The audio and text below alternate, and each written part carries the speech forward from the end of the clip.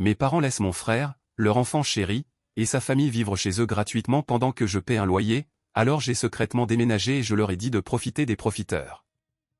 Mes parents laissent mon frère, leur fils adoré et toute sa famille vivre chez eux sans dépenser un centime, pendant que moi, je paie un loyer.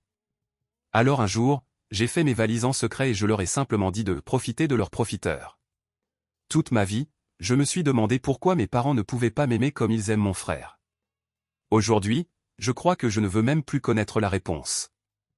Je m'appelle Masson, j'ai 22 ans, et comme beaucoup de jeunes de mon âge, j'ai un rêve simple, réussir ma vie. Je suis passionné par la conception de logiciels, alors j'étudie dans ce domaine. En parallèle, je bosse à temps partiel comme développeur et j'économise presque tout ce que je gagne. Mon objectif, c'est de lancer ma propre boîte. C'est d'ailleurs la raison pour laquelle je vis encore chez mes parents. L'université est juste à côté, donc rester ici m'aide à économiser sur le transport et pas mal d'autres frais. Mais je veux être clair, je ne profite pas d'eux. Chaque mois, je leur donne 550 $ pour ma part du loyer et des dépenses de la maison. Jusqu'à récemment, ma vie roulait plutôt bien. Je me disais qu'en quelques années, je serais prêt à réaliser mon rêve. Mais tout a commencé à partir en vrille le jour où mon frère Ryan, 23 ans, a débarqué avec sa femme et leurs enfants pour s'installer chez nous. Ne vous méprenez pas, j'aime mon frère. Mais depuis qu'on est gamin, il est une vraie source d'ennui. Et malgré tout, il a toujours été le préféré. Depuis qu'il est petit, Ryan a le don de se fourrer dans des situations impossibles. Rentrer après le couvre-feu, sécher les cours, se battre à l'école, il trouvait toujours un moyen de faire des vagues. Et pourtant, peu importe la bêtise, mes parents lui pardonnaient tout. Pendant ce temps, moi, je me demandais ce qu'il fallait que je fasse pour mériter ne serait-ce qu'un dixième de cette indulgence. Peu importe les dégâts qu'il causait, c'était souvent moi qui devais réparer. Si quelque chose se cassait, si un prof appelait à la maison, d'une façon ou d'une autre, ça retombait toujours sur moi. Les choses se sont encore accélérées quand Ryan a appris que sa copine était enceinte. Tout est allé très vite, un jour, il parlait de soirées sans fin, et le lendemain, il s'installait en père de famille. Mes parents ont tout fait pour l'aider émotionnellement, financièrement, vous voyez le genre. Ils lui ont même filé un coup de main pour s'acheter une maison, pensant qu'un nouveau départ l'obligerait enfin à grandir. Il y a un an, lui et sa famille ont déménagé, empochant au passage une belle somme de mes parents et de la famille de sa femme pour lancer une entreprise. Et devinez quoi? Ils sont déjà de retour, et la situation est pire qu'avant. Ryan prétend que son business marche du tonnerre. Il se vante d'avoir décroché de gros contrats avec des entreprises de construction, jouant les magnats comme s'il allait changer le monde. Il parle d'un paiement de 2 millions de $ en attente, répétant la même histoire en y ajoutant chaque fois un peu plus de gloire. Honnêtement, j'ai du mal à le croire. Mais mes parents, eux, boivent ses paroles comme s'il assistait à une conférence TED. Il hoche la tête, les yeux brillants, pendu à ses moindres mots. Et moi, au fond de la pièce, j'ai juste l'impression d'être invisible. Le jour où Ryan a annoncé qu'il avait vendu sa maison pour investir dans un gros contrat, j'ai failli m'étouffer à table. Et bien sûr, il a ajouté que, dès que l'argent tomberait, il achèterait un manoir dans la banlieue chic de New York. Apparemment, toute la famille devrait venir y vivre avec lui. Mes parents étaient aux anges. Ils parlaient de cette grande opportunité comme si c'était le destin. Ils semblaient incapables de voir à quel point tout ça pouvait mal tourner. Pendant ce temps, je ne pouvais pas m'empêcher de penser que ce succès n'était qu'un autre coup monté de Ryan, une nouvelle façon d'éviter ses responsabilités tout en entraînant tout le monde dans sa chute. Et pendant qu'il attend son soi-disant pactole, lui et sa famille ne dépensent pas un sou. Pas de loyer, pas d'aide pour les courses, rien. Ils agissent comme si la maison leur appartenait. Leurs 2 enfants sont adorables, et je les aime bien, parce qu'ils n'ont rien à voir avec les erreurs des adultes. Mais soyons honnêtes, ils transforment la maison en champ de bataille. C'est bruyant, désordonné, et totalement incompatible avec le calme dont j'ai besoin pour mes études et mon travail. Je me rappelle encore être entré un jour dans le salon, esquivant des jouets éparpillés partout, et me dire que j'étais entré dans une zone de guerre plutôt que chez moi. Avant, j'adorais ces moments tranquilles où je pouvais juste m'asseoir, coder et oublier le monde. Maintenant, ce genre de moment n'existe plus. Mon refuge est devenu un chaos permanent. Le pire? Ryan et sa femme se comportent comme s'ils étaient mes patrons. Ils me demandent de faire les courses, mais ne proposent jamais de payer. Je me sens plus comme un serviteur que comme un fils ou un frère. Ils monopolisent la cuisine, laissent tout en désordre, et leurs enfants courent dans tous les sens pendant que j'essaie de me concentrer. C'est épuisant. J'essaie de rester responsable et indépendant, mais leur présence rend ça presque impossible. Et puis, la semaine dernière, les choses ont franchi un cap. Ma mère est entrée dans ma chambre, l'air gêné. Elle a commencé à parler de la hausse des dépenses depuis que Ryan et sa famille étaient arrivés, les factures, la nourriture, tout. Je savais où elle voulait en venir, mais j'espérais qu'elle ne le dirait pas. Et pourtant, elle l'a dit, elle voulait que je paie plus. Quand je lui ai demandé si elle avait fait la même demande à Ryan, si lui aussi allait payer un loyer, elle s'est simplement mise en colère et a quitté la pièce. Le lendemain matin, pendant le petit déjeuner, mon père a répété exactement ce que ma mère m'avait dit la veille. Il a lâché la phrase comme une évidence, puis s'est levé de table avant que je puisse protester. J'ai jeté un regard vers mon frère, il avait l'air un peu gêné, mais ça ne l'a pas empêché de continuer à manger tranquillement, comme si de rien n'était. Le soir suivant, en rentrant du travail, j'ai décidé d'en parler à ma mère directement. Je lui ai expliqué que je gagnais à peine de quoi subvenir à mes besoins et que je ne pouvais pas payer plus que ce que je versais déjà. Depuis cette conversation, elle et mon père m'ignorent complètement. Ils me traitent comme si j'étais le profiteur, alors que c'est tout le contraire. Et honnêtement, ce qui me blesse le plus, c'est de voir à quel point ils traitent Ryan différemment. Il s'en sort toujours, peu importe ce qu'il fait, et pourtant, ils ne le tiennent jamais pour responsable. Pendant ce temps, moi, je bosse dur à l'université, je paie mon loyer, je fais tout ce que je peux pour avancer, mais rien de tout ça ne semble compter. Je déteste le reconnaître, mais parfois, j'ai l'impression que mes efforts sont invisibles à leurs yeux. Peu importe ce que je fais, ce n'est jamais assez. Pendant longtemps, je me suis dit que si je travaillais un peu plus, si je réussissais vraiment, peut-être qu'ils finiraient par être fiers de moi. Mais après des années à espérer leur reconnaissance, j'ai compris que ça n'arriverait probablement jamais. J'ai tenté plusieurs fois de leur parler, mais chaque discussion se termine de la même façon, ils changent de sujet ou me coupent la parole. Ils sont complètement absorbés par les grands projets de Ryan, ses promesses de maisons luxueuses et de réussite éclatante. Ils ne voient même pas la réalité juste devant eux, à quel point leur attitude me blesse, à quel point c'est épuisant de se sentir constamment mis de côté. Le plus ironique dans tout ça, c'est que même si Ryan est plus âgé que moi, il se comporte comme si je lui devais quelque chose. Il ne fait rien dans la maison, mais je me retrouve quand même à gérer plus de tâches, sans un mot de remerciement. Bien sûr, j'ai pensé à déménager. Mais soyons honnêtes, avec mes études et mes finances actuelles, ce n'est tout simplement pas réaliste. Mise à jour 1. Salut, c'est encore Masson. Je voulais vous donner des nouvelles depuis mon dernier message, surtout après avoir reçu autant de commentaires. Honnêtement, merci à tous pour vos mots, vos conseils et même vos critiques. J'apprécie sincèrement chaque point de vue. Beaucoup de gens m'ont conseillé de partir, de simplement quitter la maison. Et croyez-moi, j'y pense souvent. Mais pour être franc, je ne suis pas encore prêt. Je termine mes études et j'essaie de mettre de l'argent de côté pour construire un avenir solide. L'idée de devoir payer un vrai loyer et toutes les factures me terrifie un peu. Je sais que je ne pourrai pas encore tout assumer. Et pour être honnête, la situation ici est devenue invivable. Non seulement la maison entière est un cirque, mais maintenant, même ma chambre n'est plus à moi. L'autre jour, je suis rentré et j'ai découvert qu'un petit lit avait été installé dans un coin de ma chambre apparemment pour ma nièce. Personne ne m'avait prévenu. Aucun mot, aucune demande, juste un lit posé là comme si mon espace était une extension du leur. J'aime mes nièces, vraiment, mais je n'ai jamais accepté de transformer ma chambre en dortoir. Quand j'ai demandé des explications à Ryan, il a simplement haussé les épaules. C'est plus simple pour tout le monde, m'a-t-il dit. Plus simple pour tout le monde, sauf pour moi, évidemment. Et ce n'est pas tout. Hier, j'ai surpris sa femme en train de fouiller dans mes affaires. Oui, littéralement fouiller dans mon tiroir de bureau. J'ai eu un choc. Elle a levé les yeux, souri, et m'a dit qu'elle cherchait un stylo. Un stylo? Sérieusement? Il y a des stylos dans toute la maison. Elle aurait pu m'en demander un. Je ne voulais pas faire tout un drame, mais je me suis senti violé. Comme si mon espace personnel n'avait plus aucune valeur pour eux. Ma chambre n'est plus mon refuge, juste un lieu commun qu'ils utilisent comme bon leur semble. Ce soir-là, j'ai essayé de me détendre après une longue journée de cours et de travail. J'espérais juste un peu de calme pour étudier.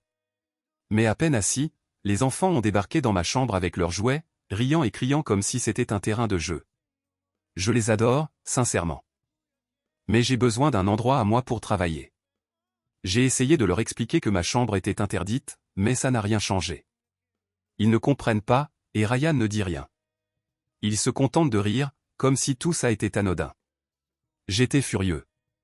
Pas seulement à cause du bruit, mais parce que mon frère refuse de poser des limites, même les plus simples. Et puis, le pire est arrivé.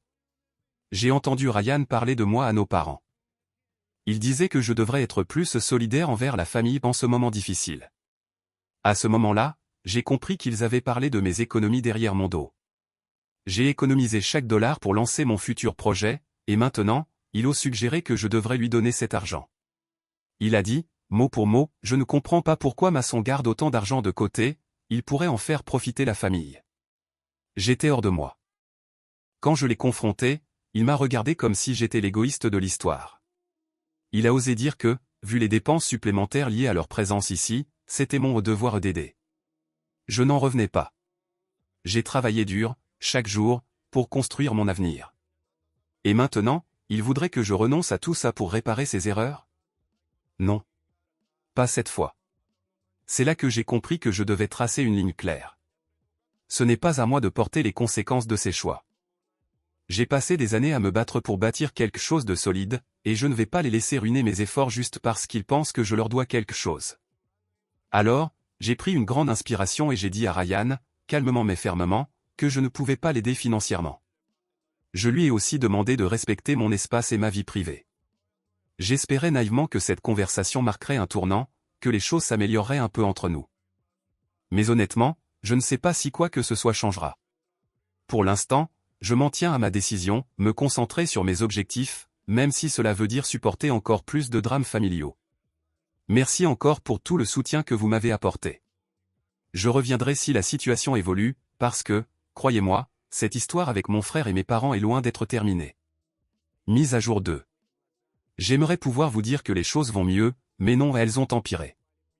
Et si vous pensiez que la situation était déjà un cauchemar, préparez-vous, c'est devenu complètement fou. Depuis ma dernière mise à jour, la manipulation émotionnelle de mes parents a atteint un niveau que je n'aurais jamais cru possible. Ce n'est plus juste une question de payer un peu plus ici et là. Non, maintenant, ils s'attendent carrément à ce que je leur donne toutes mes économies. Apparemment, l'argent que Ryan devait recevoir n'est jamais arrivé. Et chaque jour, ils trouvent un nouveau moyen de me coincer, de me faire culpabiliser pour aider la famille. Ma mère répète sans arrêt son mantra, la famille est de la famille.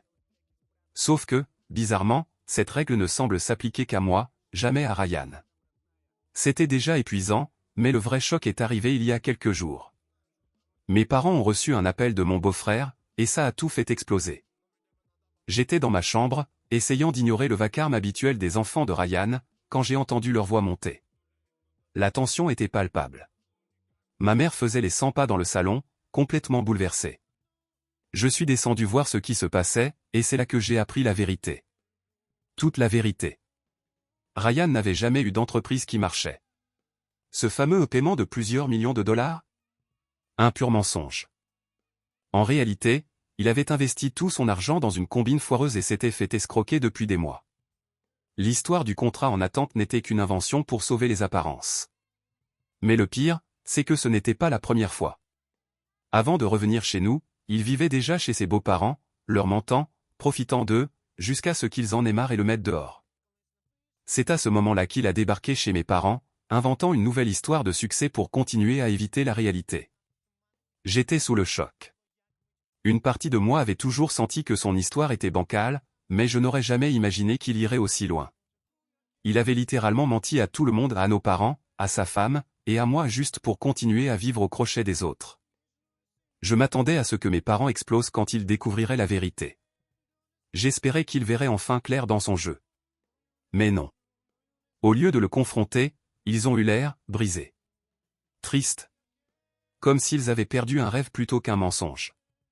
Et puis, d'une manière que je n'arrive toujours pas à comprendre, toute la colère s'est tournée vers moi. En un instant, la conversation n'était plus sur Ryan et ses mensonges, mais sur moi et sur ce que je devrais faire pour aider la famille. Mon père m'a fait asseoir après l'appel, le regard grave, et il m'a dit. Ton frère a des problèmes, Ethan. C'est le moment pour toi de te montrer à la hauteur. Tu as économisé pendant des années, il est temps de rendre à la famille. Tu pourras toujours lancer ton entreprise plus tard, ton frère a besoin de cet argent maintenant. Juste comme ça. Comme si tout ce pourquoi j'avais travaillé ne valait rien face à leurs attentes. Je ne vais pas mentir, c'était déchirant. Je me sentais pris au piège. Peu importe ce que je faisais, j'étais toujours le méchant de l'histoire. Si je cédais et donnais mes économies, je perdrais des années d'efforts et de discipline. Si je refusais, je devenais l'enfant égoïste, froid et ingrat. Mais soyons réalistes, même si je lui donnais tout cet argent, ça ne changerait rien. Ryan a prouvé encore et encore qu'il ne savait pas gérer ses finances. Lui donner plus d'argent, ce serait comme jeter de l'essence sur un feu. Au fond de moi, je sais que ça ne l'aiderait pas. Ce serait juste un pansement sur un problème qu'il refuse de régler. Alors voilà où j'en suis, coincé entre le marteau et l'enclume. Mes parents continuent de me mettre la pression, Ryan joue toujours la victime, et moi, j'essaie juste de garder la tête hors de l'eau. Je ne sais pas comment tout ça va se terminer, mais une chose est sûre, ce n'est pas fini. Pas encore. Mise à jour 3. Aujourd'hui, j'ai enfin pris ma décision, je quitte la maison. Peu importe ce qui se passera ensuite, je sais que c'est la seule façon de retrouver un peu de paix. Peut-être que ce sera ma dernière mise à jour ou peut-être pas, mais j'avais besoin de tout sortir avant de partir. Honnêtement, j'en ai assez. Mon frère, mes parents, toute cette situation m'a vidé. Mes parents ne se contentent pas de pardonner sans cesse à Ryan, ils le laissent continuer à vivre ici, et en plus, ils me harcèlent pour que je renonce à mes économies pour l'aider. Ils osent même dire qu'il a toujours pris soin de moi. Pris soin de moi. C'est une blague. Ce gars ne s'est jamais occupé de personne d'autre que lui-même. Et maintenant, il prétend qu'il veut prendre un nouveau départ. Apparemment, il a une nouvelle idée de business avec un ami, et tout ce qui lui manque, c'est un petit investissement. Bien sûr, il promet qu'il me remboursera quand ça décollera. Franchement, la seule chose qui devrait décoller, c'est l'huile du canapé pour aller chercher un vrai travail. Je ne comprends pas comment mes parents continuent de tomber dans le panneau. Il est peut-être leur fils préféré, mais à mes yeux, c'est juste un égoïste paresseux qui manipule tout le monde autour de lui. Alors j'ai pris ma décision. Je pars. Je ne peux plus vivre dans cette folie. Et pour l'instant, je ne compte pas leur dire où je vais. Je sais que s'ils l'apprennent trop tôt, ils feront tout pour m'en empêcher. J'ai commencé à chercher des studios ou des colocations, mais c'est difficile de trouver quelque chose dans mon budget. Pourtant, je suis déterminé. Je préfère vivre dans un petit espace tranquille que de rester ici à me sentir invisible dans ma propre maison. Honnêtement, je cherchais juste quelque chose que je pouvais me permettre. Un endroit modeste, où je pourrais payer mes factures, acheter à manger et continuer à économiser pour mon futur projet d'entreprise. Puis, hier, une bonne nouvelle est tombée. Un ami d'un ami, un immigrant récemment arrivé, cherchait lui aussi un logement pas cher. Je me suis dit que si on devenait colocataire, on pourrait se partager le loyer, les factures et même les courses. Ce matin, on s'est enfin rencontrés pour en parler, et devinez quoi? Il avait déjà trouvé un appartement. Il cherchait seulement quelqu'un pour emménager avec lui. L'endroit n'est pas tout près de l'université, mais ça me va. Une petite marche ne me fera pas de mal. Et surtout, ça veut dire que je n'aurai plus à supporter la tension et la manipulation constante de chez moi. Ce soir, je déménage en secret. J'ai hâte de voir leur tête quand ils découvriront que je suis parti. J'espère juste que tout se passera bien. Souhaitez-moi bonne chance, tout le monde. Mise à jour 4. Voici la mise à jour que j'avais promise. Et accrochez-vous, parce que si vous êtes de mon côté, ce qui suit risque de vous mettre en colère. Après des semaines à supporter la folie à la maison, j'ai enfin pris ma décision, partir sans prévenir. Ce n'était pas un choix impulsif, loin de là. J'avais planifié chaque détail depuis un moment. Je voulais un logement abordable, pas trop loin de mon boulot, et compatible avec mon emploi du temps universitaire. Finalement, grâce à un ami d'un ami, j'ai trouvé l'endroit parfait avec un colocataire fiable. Je n'en ai parlé à personne dans ma famille. Je savais très bien ce qui arriverait si je le faisais, manipulation, culpabilisation, crise de larmes, chantage émotionnel. Non merci. Alors, j'ai tout organisé discrètement, en m'assurant que mon départ se ferait sans drame. J'ai commencé à emballer mes affaires petit à petit, les cachant dans le coffre de ma voiture chaque jour, attendant le bon moment pour partir sans confrontation. Puis, le jour est arrivé. J'avais tout ce dont j'avais besoin. J'ai signé le bail, pris mes clés et conduit jusqu'à mon nouveau chez moi. Ce n'était ni grand ni luxueux, mais c'était à moi et ça suffisait largement. Cette première nuit, seul, dans mon propre espace, a été comme une bouffée d'air frais après des mois d'étouffement. Le silence, mon Dieu, c'était magnifique. Les jours suivants, j'ai continué ma routine, boulot, université, rien de spécial. J'agissais comme si de rien n'était, même si, au fond, je savais qu'ils finiraient par remarquer mon absence. Mais je n'avais aucune intention de leur en parler avant que ce soit absolument nécessaire.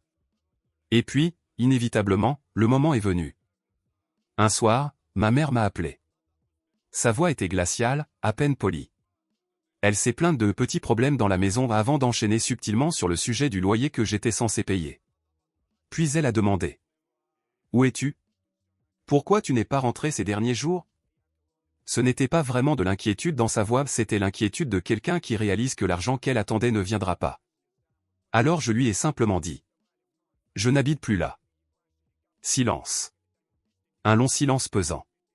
Puis j'ai ajouté, d'un ton calme. Profitez bien des parasites maintenant. Le silence a duré encore un moment, puis elle a explosé. Elle n'en revenait pas que je sois parti sans rien dire. Elle s'est lancée dans un long discours sur le fait que j'avais abandonné la famille, que je les laissais dans la panade financière. Elle me traitait d'égoïste, d'ingrat, répétant que tout ce qu'ils avaient fait pour moi ne signifiait plus rien.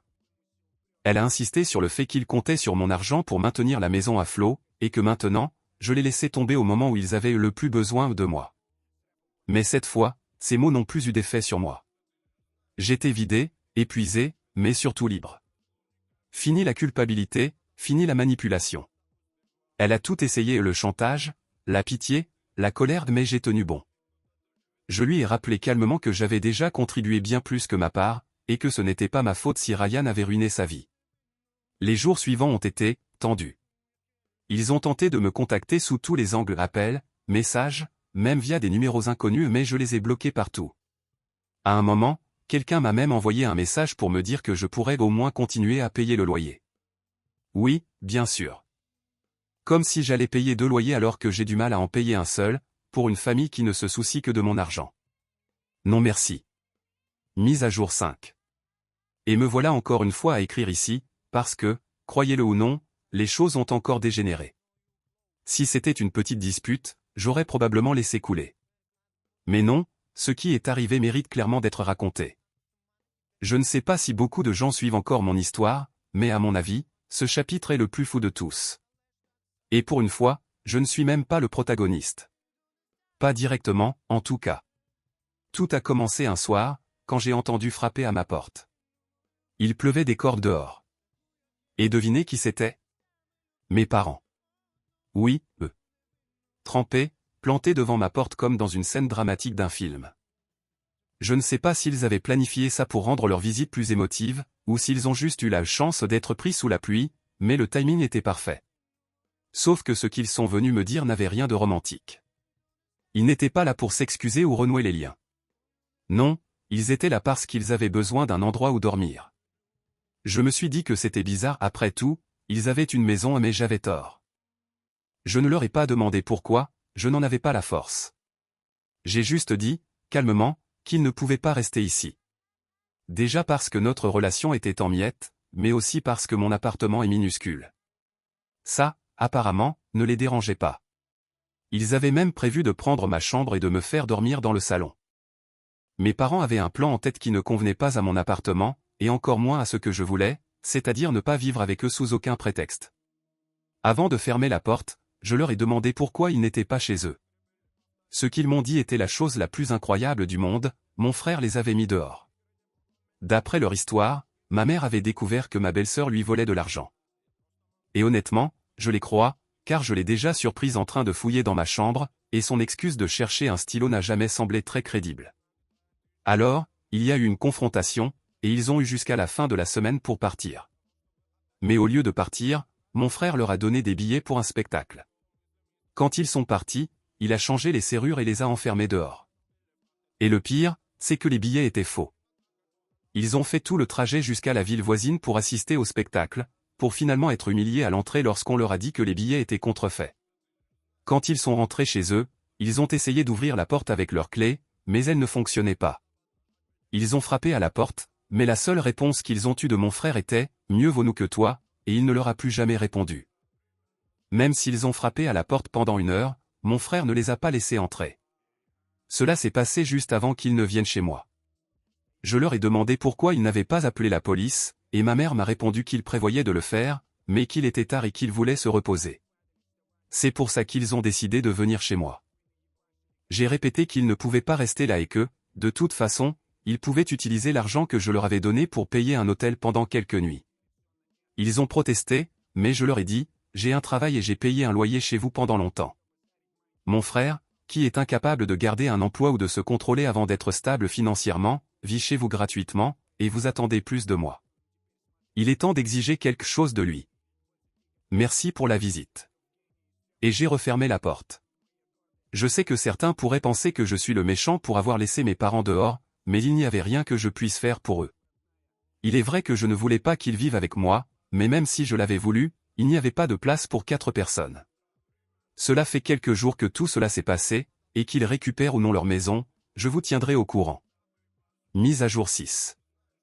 1 mois plus tard, mes parents ont récupéré la maison, mais pas dans l'état où ils l'ont laissée. Et je ne parle pas seulement du fait que mon frère et sa famille ne sont plus là, mais aussi des dégâts et de la destruction qu'a subi la maison.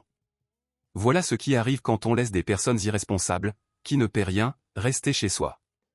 En plus des choses qui ont été volées, il y a aussi les dégâts. Les murs sont tagués, la salle de bain à l'étage a été inondée, ce qui a causé encore plus de dégâts, et certaines fenêtres sont cassées. La seule bonne nouvelle, du moins pour mes neveux et nièces, c'est que les services de protection de l'enfance les ont pris en charge.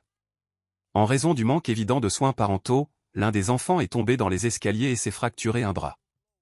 Ajoutez à cela le fait qu'ils avaient pris la maison par la force, la situation pour mon frère et sa femme ne s'annonce pas très bonne. Je ne sais pas ce qu'il adviendra de maintenant, mais voilà où en sont les choses pour le moment.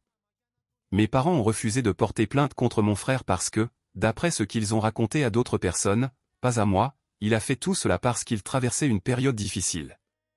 Je n'ai plus de mots pour mes parents. Je pense qu'ils méritent cela, et peut-être un peu plus aussi. Mise à jour 7. Pour ceux qui s'inquiétaient pour mes neveux et nièces, cette mise à jour est pour vous. Mes neveux et nièces ont été confiés à mes parents. Les services de protection de l'enfance m'ont demandé si je voulais ou pouvais les accueillir, étant donné que je suis de la famille, mais je pense que vous devinez déjà ma réponse. Je pense que mes parents auraient dû porter plainte. Au moins, mon frère avait une voiture à son nom. Avec ça, ils auraient pu récupérer une partie des dégâts. Mais mes parents peuvent tout pardonner à mon frère, même tout ça, ce qui est très différent de la façon dont ils me traitent, moi, la brebis galeuse de la famille, qu'ils ont complètement coupée. C'est ironique, car, si je me souviens bien, c'était l'inverse. Mais c'est l'histoire que mes parents racontent à tous ceux qui leur demandent des nouvelles de moi.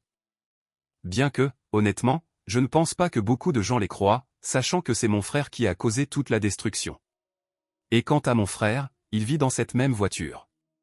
Ce n'est pas comme si les chances de trouver quelqu'un qui accepte de te laisser vivre chez lui étaient très élevées quand tu as littéralement détruit la dernière maison où tu étais autorisé à rester.